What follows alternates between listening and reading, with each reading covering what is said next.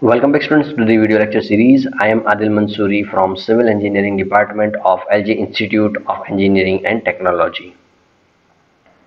So in the previous video we discussed about conveyance of water from source to the water treatment plant, which included three different cases, right? Whether the source is at a higher elevation and water treatment plant is at a lower elevation and vice versa. And we also discussed about the detailed classification of pipes. That is, basically there are four types of pipes: metallic, cement, plastic and others, where there are cast iron, wrought iron, steel iron. And cement pipes are classified into RCC, PCC, AC and PSC, and plastics are polyethylene and PVC, and others as GFRP, right, or glass fiber reinforced polymer. Now let us start with the first type, that is the cast iron pipe. So cast iron pipes are mostly used in water supply schemes. They have higher resistance to corrosion, they have long life, about 100 years, and cast iron pipes are manufactured in lengths of 2.5 to 5.5 meters. These pipes are joined together by means of bell and spigot, or threaded or flanged joint.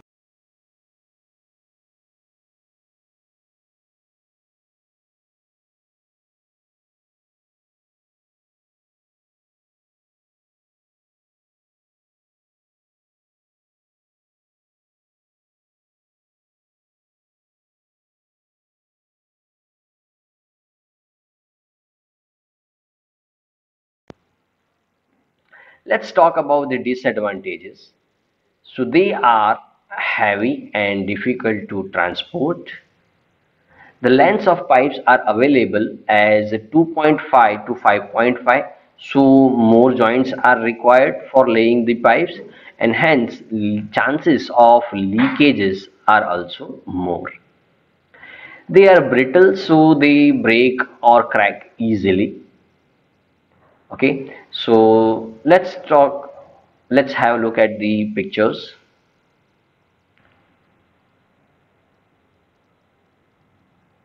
Okay, so these are the cast iron pipes.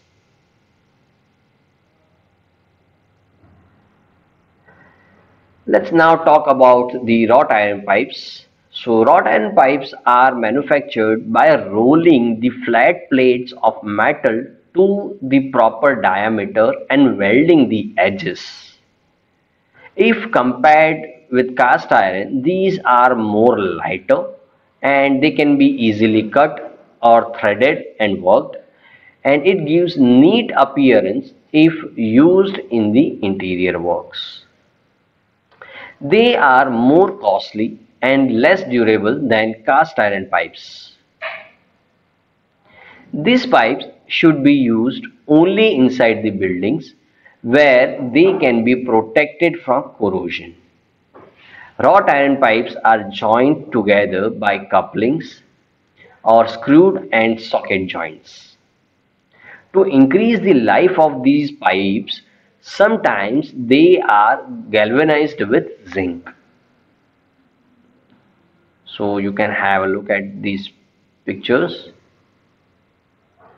right?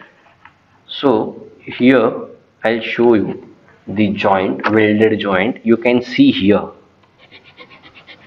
right? They are joint. Okay, you can see the welding done here also, right? You can see in almost every wrought iron pipe. Clear? So as I said, it can be threaded and couplings can be used for joining. Clear? Let's now talk about steel pipes. So the construction of steel pipes is similar to wrought iron pipes, and it is occasionally used from main lines and at such places where pressure are high and pipe diameter is more. Steel pipes are more stronger and have very lightweight and can withstand high pressure than the cast iron pipes. They are also cheap, easy to construct and can be easily transported. So you can have a look at the steel pipes. Talking about the disadvantages, they cannot withstand external load, and if partial vacuum is created by emptying the pipe rapidly, the pipe may be collapsed or distorted. Okay, these pipes are much affected by corrosion and are costly to maintain. The life of these pipes is 25 to 50 years, which is more shorter as compared to the cast iron pipes. Steel pipes are not used in distribution system owing to the difficulty in making connections. The joints in steel pipes may be made of welding or riveting. Longitudinal lap joints are made in riveted steel pipes up to 120 cm of diameter.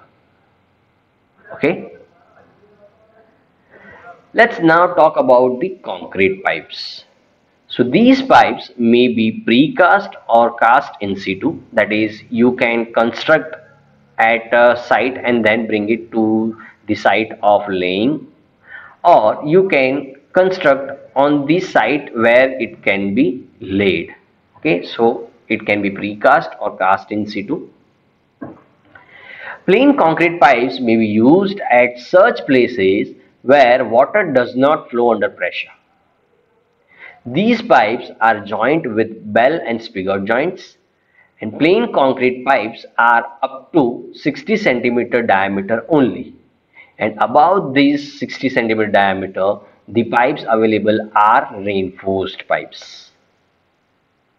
So you can have a look at this picture. This is a concrete pipe.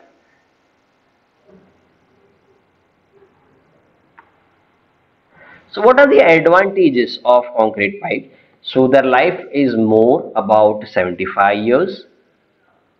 They can be easily constructed in the factories or at site.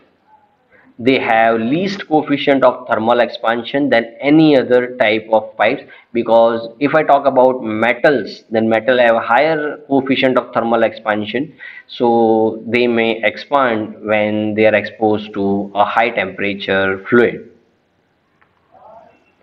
Hence, they do not require expansion joints, whereas in the case of pipes which carry hotter fluid or high temperature fluid may require expansion joints. Due to their heavy weight, when laid underwater, they are not affected by buoyancy, and even when they are empty. They are not affected by atmospheric action or ordinary soil under normal condition. Okay, so let's talk about disadvantages. They are affected by acids, alkalis and salty waters. Their repairs are very difficult. Due to their heavy weight, their transportation and laying cost is more. It is difficult to make connections in them, and porosity makes them to cause leakage. Okay, let's have a look at the AC pipes. So you can see the picture. These are the pre-stressed concrete pipes. You can see that pre-stressed concrete pipes are made up of 5 different layers, wherein first layer is the inner concrete layer. Right, this is the inner concrete layer. Then there will be a steel cylinder on it. Then there will be a outer concrete on it, and above there will be a pre-stressing wire layer, and on that there will be a mortar. Okay, so these pipes can withstand a very high pressure. Okay, then comes the polyethylene pipes. So they are of two types, HDPE and LDPE.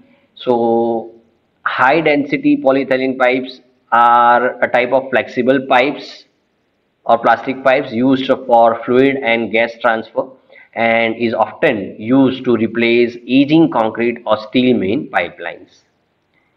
They are made from thermoplastic HDPE. Its high level of impermeability and strong molecular bond make it suitable for high pressure pipelines. So these are the pictures of polyethylene pipelines.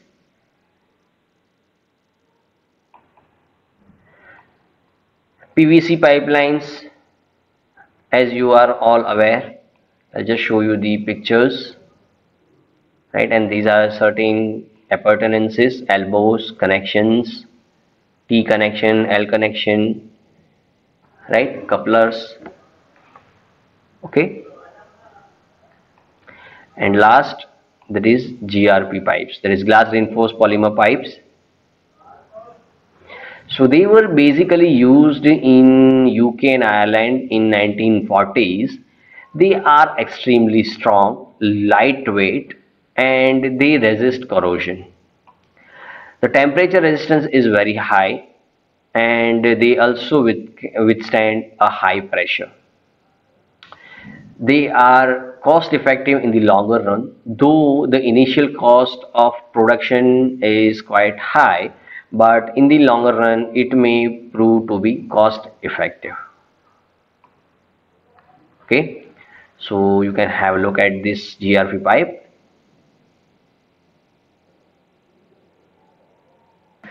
Okay students, so let us now move towards the next topic, that is the laying of water supply pipes.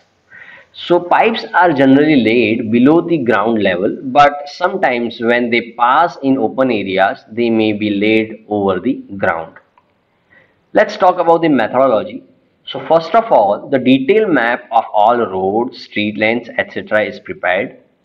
On the map, the proposed pipelines with all sizes and lengths will be marked. The position of existing pipelines, curb lines, sewer lines will be marked on it. Then, in addition to this, position of valves and other pipe specials, that is stand posts, etc. will be marked, so that at the time of laying, there should be no difficulty in this connection. After general planning, the center line of the pipelines will be transferred on the ground from the detailed plan. The center line will be marked by means of stakes driven at 30-meter interval on the straight lines. On the curves, the stakes will be driven at 7 to 15 meter spacing, and if the roads or streets have curves, the distance of center pipelines from the curb will be marked. After the excavation of trenches, the pipes are lowered in it. The pipes laying should start from lower end to the upper end, with socket end towards the higher end. The joining of pipes should be done along with the laying of pipes, and after the laying of pipe in position, they are tested for water leakages and pressure. When the pipeline is tested, the backfilling of excavated material will be done, and the soil which was excavated is filled in trenches all around the pipes and should be well rammed. All the surplus soil will be disposed of and the site will be cleaned. So you can have a look at the laying. Let's now talk about the tests which are being performed after laying. So first one is the hydrostatic test. So after laying the new pipeline, joining and backfilling, it is subjected to the following test. That is pressure test at a pressure of at least double of the maximum working pressure.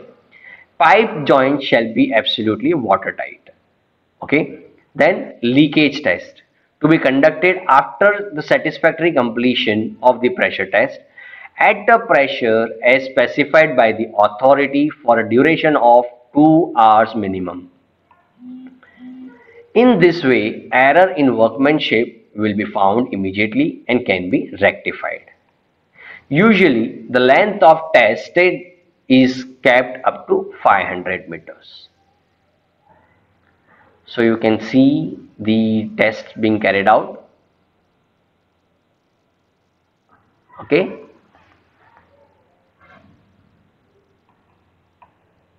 So you can see the equipments being done or utilized for testing. Okay students, so that's all for today's video. We will discuss some new topics in the next video.